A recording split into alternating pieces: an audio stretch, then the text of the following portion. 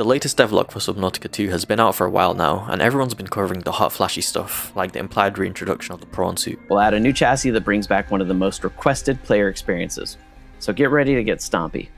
But what I want to dive deeper into is the Collector Leviathan update we were given, as well as draw your attention to a small dev comment that got brushed over by most people, but could drastically impact the way you play the game, so be sure to stick around till the end of the video for that. Real quick, if you like breakdown videos, speculation videos, or just anything Subnautica related, brought to you by someone who's not your typical over-the-top shouting grown man, do hit that sub button. I'm on a goal to hit 10k. So, the Collector Leviathan is moving to a new biome that's coming soon. They actually refer to this new biome as the home of the Collector. Our next region, the home of the Collector Leviathan. The fact that the Collector Leviathan is 110 meters long, which by the way is double the size of the Reaper and about the same size as the Sea Dragon, which was 112 meters long from Subnautica 1, we can pretty confidently say that the new biome is going to be a big location with plenty of open space for the Collector Leviathan to roam in, given it likes to swim in a more vertical-ish manner rather than Subnautica 1 fish, which were all pretty much just horizontal. With this update, I'm hoping to also see the Collector AI behavior get reworked, but that could be too big of a change at this current stage. The reason I say this though is if we look back at the old devlogs when the Collector Leviathan was first shown off nearly a year ago,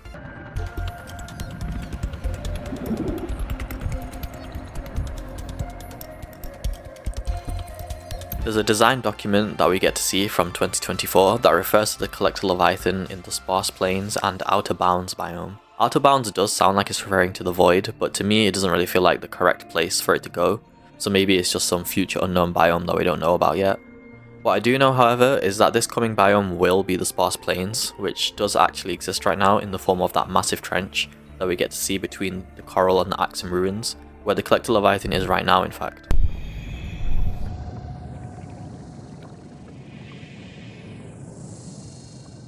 However, the trench will be transforming into a proper, more filled out biome, whether that means it won't be a trench anymore and instead it's stretched out to increase the distance between the corals and the Axum ruins, or they add opened up areas to the sides of it. It's not exactly confirmed right now, however I do lean more towards the former rather than the latter, due to a comment that RT from Unknown Worlds made in their Discord. I'll paraphrase a little, but essentially what he said is, we will be reworking the trench to blend into the next major future update biome. It'll be tweaked and adjusted to blend nicer with it. This is why the Collector is there, to deter you from building a base. Then the Collector will go to its new home, and there once again they're referring to it being the Collector's home, so it's definitely the trench that will change into the proper Sparse Plain, as it's pretty much confirmed from that comment that what was being discussed in the devlog and in this comment were the same things. So if we take that into consideration and then also look at what else the devlog from a year ago says, we can find some text hidden away in there that says the Sparse Plains are divided into areas of interest. What this means exactly is anybody's guess. Maybe it's just simply saying that it will be a very empty region, hence the sparse, but there will be wrecks and ruins dotted around the place. Then, in the world guideline section, it says the player will have hiding opportunities as well as long distance light and sound emitters to act as decoys. Maybe this means we will be able to activate lights or speakers in wrecks that draw the Collector away, or maybe there's small caves we can use to hide from it, and then it tries to reach in with its tentacles to get you. The reason why this might actually be more likely than not is due to another dev comment, this time from General Batuta in their Discord, where he says the behavior of the Collector isn't fully there yet, and he would love if one day it would pull you out of your base, so grabbing you out of a hole doesn't sound so far-fetched after hearing that. That being said though, obviously take all these comments with a pinch of salt, and to temper expectations, I'm just going to presume it means we can place things like portable lights to distract the Collector.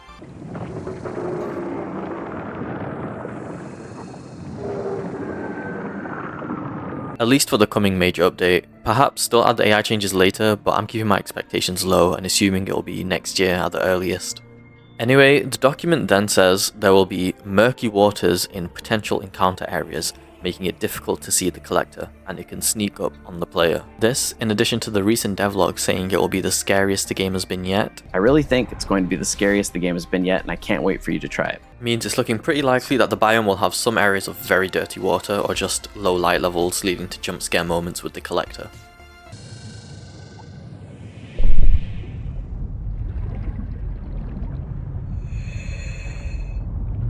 Since the roadmap and devlog don't mention Collector AI changes, I figure I'll leave any talking on that for a future separate video, and that document as well as the Discord has a decent bit of info about the Collector changes, so if you want to catch that video, do subscribe.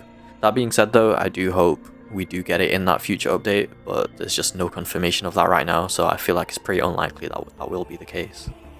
Speaking of the roadmap, we can see that the things they've mentioned in the devlog are things from all 3 different update releases, though some things in the smaller upcoming ones like EA 1.1 and 1.2 weren't mentioned for some reason, even though they're arguably bigger features that would be worth a quick mention, like adding storage cache and adding sprint. Not a big issue though, I'm sure that doesn't mean they won't appear in the next update. What it does help us to work out though is a rough estimate for when the next update will take place and what will be in it. There was a comment from Donya, who is the community manager for Unknown Worlds, and she said on the Discord that EA 1.1 update will be roughly within a few weeks. Now, a few weeks is somewhat subjective as to how many a few actually is, but it typically refers to between 3 and 5, so I wouldn't be surprised if we see EA 1.1 this month or at the latest the start of next month. Based on this cadence, we could see EA 1.2 arriving around September, and then the big update with the new biome coming around November or December.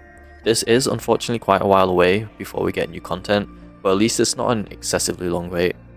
Of course, this is just speculation, so we could easily make arguments for why it might actually be sooner or even later, but once again, we don't want to set expectations too high or too low. So for the worst case scenario, I would say the next major update will be before the end of this year, but most likely after October. Now, there's one more thing I wanted to mention from the devlog, the recent one that is, and it's something nobody else seems to have really paid much attention to. Of course, the new region will also have new creatures, new resources, and be progression and story driven.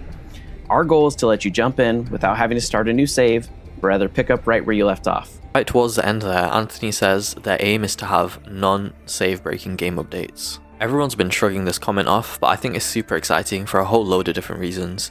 Firstly, the update for the game, when it includes story updates, will be released in a way that covers a whole portion of the story at a time, kind of like an episodic release, think like Telltale's games from back in the day, or just a season of a TV show. This means for one, we can experience the game in a unique fashion that you'd only really be able to experience if you played from release and returned for each subsequent story update, which is already pretty cool to me. But then there's the idea that you can prep for future releases in your current world. For example, make tons of food, stock up on flares, medkits, production materials, create multiple tadpoles, and so on. This is especially worth doing if you're like me and plan to build bases in all of the biomes we get. Essentially then creating a time capsule world where each biome contains a base from the previous update. And then, by the time we hit full release, I'd probably start a new world and experience the whole story from start to finish with the intended gameplay mechanics and areas fully implemented. If you're a big fan of Subnautica, I'd say this is the best way to do things, as it allows you to be invested in the game long term and still have fun with it, potentially for hundreds of hours. Let me know what you guys think and how you plan to play between now and full release. Anyway, if you got to the end of this video and you still haven't subscribed, please do consider hitting that button. But that's everything from me, so see you guys in the next one.